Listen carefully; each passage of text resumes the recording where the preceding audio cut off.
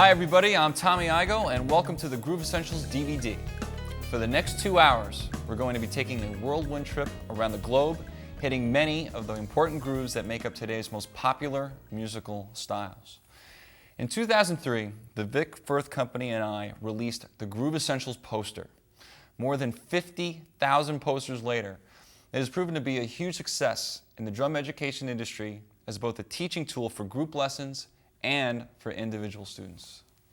I'm sure everyone is anxious to jump in and start hitting these grooves right away, but let's just take a quick moment to talk about some crucially important points and get our philosophy straight for maximizing the potential of this DVD. The word groove gets tossed around like candy. Everything is groove this, groove that. There are even some bands with the word groove in their name, but what exactly is a groove in the first place, and why is it so important? It's interesting how when asked what a groove is, rarely can a student clearly explain it. Ask yourself, can you define it right now? So before we start grooving, let's define and agree on what a groove is. The dictionary defines a groove simply as a strong beat or rhythm. And that is an excellent way to think of the grooves we'll be discovering on this DVD. The grooves introduced here are usually short patterns that are repeated strongly with confidence and precision to set up the feeling of a strong beat or rhythm. Hence, a groove is created. A groove is not limited to drums and percussion either. All instruments, if played well, can create a groove of some sort. The word groove in professional circles can also mean how you play the pattern. So if you hear somebody say, Steve Gadd has got a great groove, that means it's the way he's playing the drums, not necessarily the pattern itself. Good grooves have a very strong effect on almost all human beings. Ever notice how when you hear a great groove, you can't sit still or find yourself tapping your foot? That's the effect that a good groove has. Something as simple as an expertly played shaker can get people's undivided attention if it's played with a good groove. The amazing thing about groove is the individual human element we all put on what we play. If we paraded 100 drummers up here right now and had them play groove number 1 from the poster, we'd have 100 different sounding grooves, even though we're all playing the same notes. And that is the most important thing to remember. Now and when you finish this DVD, it's how you play the grooves that's important. The sound quality, the balance between your limbs, the relationship between the instruments of your drum set and how they react to each other, your time center. Are you in front or behind the beat? And are those deliberate characteristics that you want to offer? These are all things to consider when you are practicing alone before trying them out on other unsuspecting musicians. When you first start to tackle some of these grooves, especially the grooves in the world section of the poster, you are undoubtedly going to run into some challenges, coordination being the most serious one. You simply can't go and play number 41 from the poster if you don't have at least some basic coordination skills happening. You have to walk before you can run. So, if you are a new drummer, remember this: it isn't a race. You get 0 points for playing hard things badly. You get huge benefits and rewards playing easier grooves well and expanding your coordination abilities in a slow, methodical way. So remember, you've got to practice your basic drum set skills in addition to exploring these grooves. There's no free lunch. This rule doesn't only apply to beginners, by the way. Those considering themselves advanced would be well advised to do an honest assessment of your coordination skills before hacking away poorly at a sango or a mambo. Another thing I'd like you to remember is that there are many grooves on the musical landscape that didn't make it onto the poster. We had to make some hard decisions about which groove made the cut. My first draft of the poster had over 120 grooves, including 15 different shuffles and 54 different world grooves alone. It was a bit much for a poster, to say the least. Now, one last discussion before we move into the good stuff. How do you practice with this DVD? Just watching me do these grooves and then running down to your basement or practice room can work, but it's hardly the ideal way to get the most from this information. I'll tell you the best way to use this DVD, and if you can do it that way, great. If you can't do it exactly as I described, just set up your space as best you can, taking as many of the setup tips as possible. The first thing you are going to do is have your drums set up comfortably in your room. If you need help with setting up your drums for optimal playing, please check out my Getting Started on Drums DVD. It has many helpful hints to getting the most out of your drums, and believe me, poorly set up drums is the #1 problem for beginner players and one of the biggest reasons that new players quit after a few months. It makes me crazy. You have to be comfortable. So check out your setup. Your drums should be set up so that you can easily see your TV or your monitor if you're watching this on your computer without any obstructions, and be able to manipulate your DVD player. So have your DVD remote right by your drums, ready to grab. This is going to be your best friend for this DVD. You'll see. Ideally, if possible, you'll have your DVD sound going through an amplifier so you can use headphones. That way, when we play together, and we will play together, you can lock in easier with what I'm doing.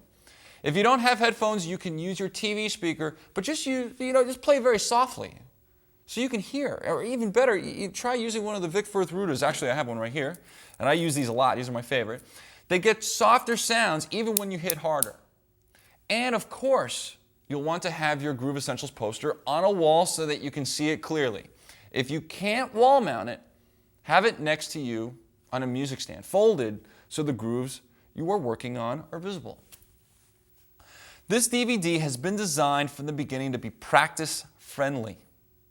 You'll find chapter markings at the beginning of each playing section, so you'll be able to just hit your chapter back button and easily repeat sections without hunting and losing your continuity. This is truly a valuable practice tool, so I recommend everyone take advantage.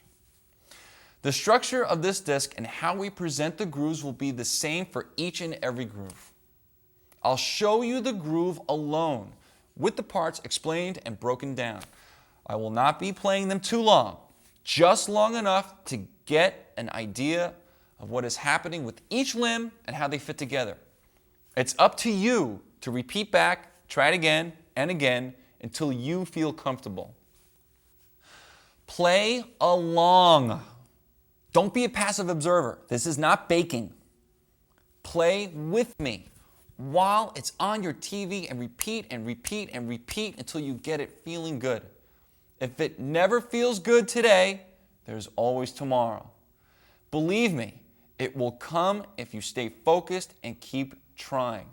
Don't get impatient or depressed, or just stay on course, and I promise you will improve. After the breakdown, I'll play the groove with music at 2 different tempos. For the most part, some of these grooves are only at 1 tempo because they live within a very narrow tempo range. Again, play along. Don't be afraid to hit that back button. Play it again and again and again and again and again. Another point to remember, this is not a movie. You aren't going to miss a plot or a storyline by jumping around and exploring. There are a lot of chapters here and tons of stuff to discover and have fun with. So I invite you to jump around a bit and see what inspires you. No disrespect intended to our left-handed friends out there, but I'll be referring throughout this disc from a right-handed perspective. So if you are lefty, just reverse the lefts and rights. Now, what if you don't read music? You can still play along with me and associate the rhythms from the poster with what I show you. The rhythms we'll be exploring for the most part are simple, and we'll always count out loud so you can understand where the written notes line up with the beats. I do, of course, recommend that everybody learn to read music at least a little bit so all that wonderful information available to you in book form can be explored, and there is a lot. Lastly, I'm going to offer these grooves up to you in their basic form without too much extra baloney. There's not going to be any pyrotechnic fills, no drum hero stuff going on. The beauty of these grooves is that they stand on their own without the need for extra help. Keep in mind, I'm showing one interpretation. There are so many more. Listening to records and to live music that encompasses all these grooves and more is essential. You want to learn how to play a mambo, you listen to Tito Puente. You get in, you listen, and you take lessons. You ask questions. and be a student of the art of drumming. And there's one more thing I want to mention. All the tunes that you're about to hear were made by real musicians, playing in a room together at the same time. We were creating our own groove, our own space. There's no quantized computer parts. Nothing is, lined up to be perfect. It's all human. So when you play with these tracks, enjoy that. Find that groove. Dig in. You'll see what I mean when you get in there. It's going to be great. It's all up to you to make them sound great. And while you work and practice to get all these grooves together, don't forget the most important thing of all. Have fun.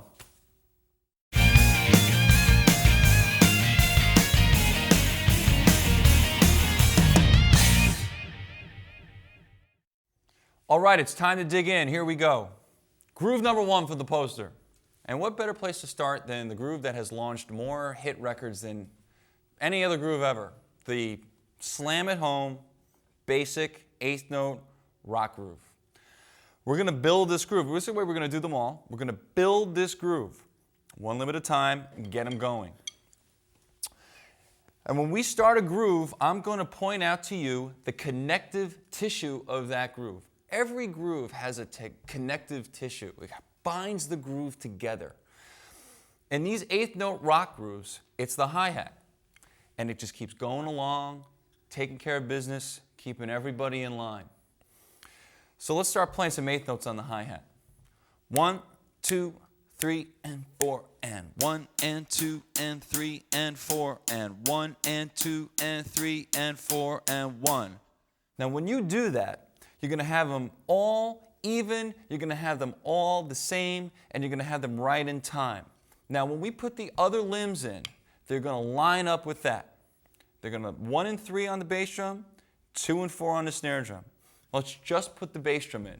1, 2, 3, and 4, and 1, and 2, and 3, and 4, and 1, and 2, and 3, and 4, and 1, and 2, and 3, and 4, and 1.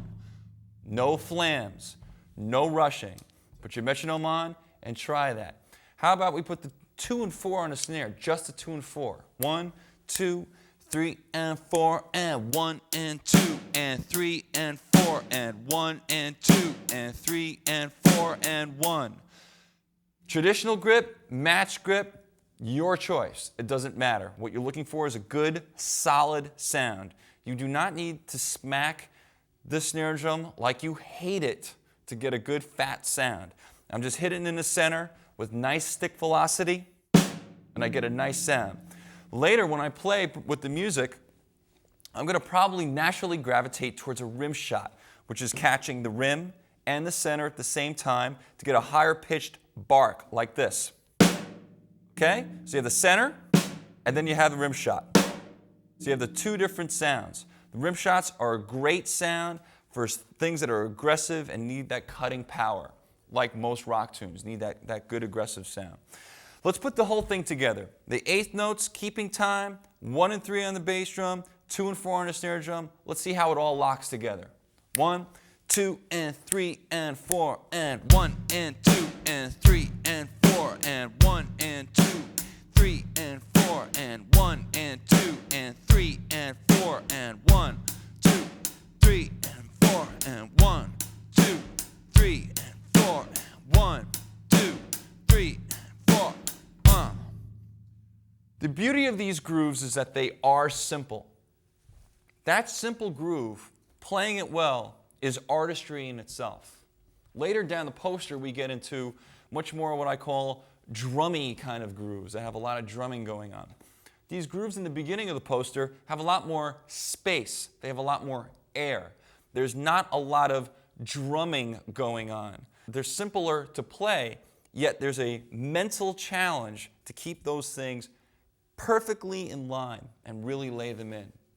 Now, when you try this with the music, you're going to notice that the music inspires me to put some accents on the hi-hat, maybe do a couple of other little variations, very small, but keep the center of the time right down the middle and the groove exactly like we just did it now at the 2 different tempos that I'm going to show you with the music.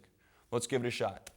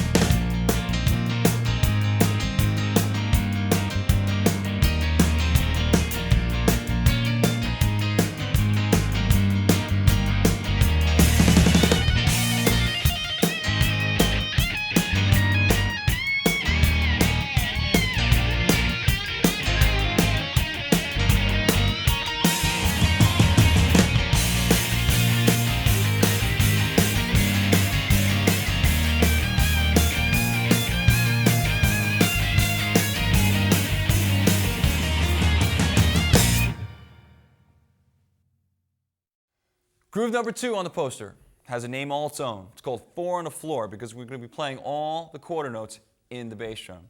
Deep, driving, and solid. Let's build this groove a different way than we did in groove number 1, where we played on the hi-hat. That's known as a 3-way coordination groove because we kept the hi-hat closed. And we played the 8th notes over here. We had a snare drum part and a bass drum part. 3 parts.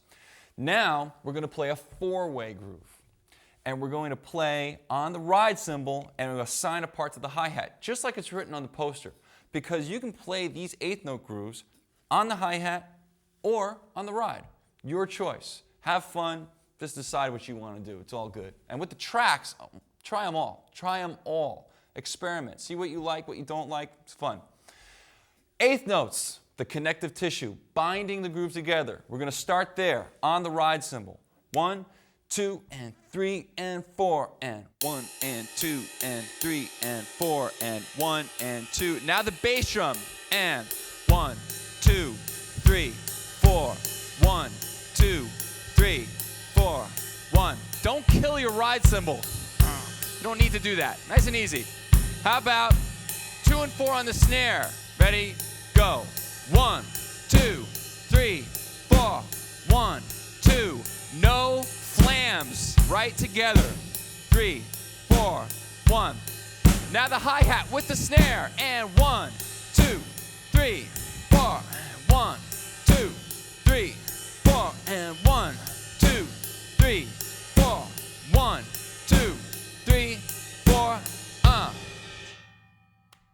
4-way coordination. Now, when we go to the tracks, your choice. Hi-hat, ride cymbal. I'm going to probably go with the hi-hat because I like the way it sounds over there. But I want you to try both. Have fun.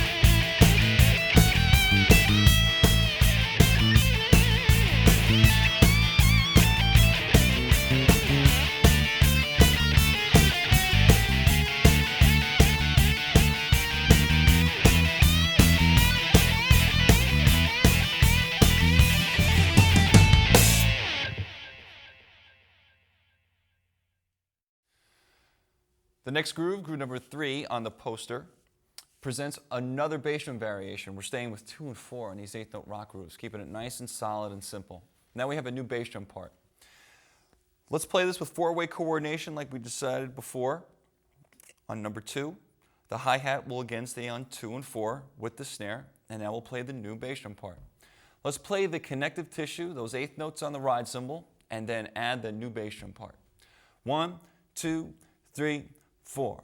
1 and 2 and 3 and 4 and 1 and 2. New bass drum part.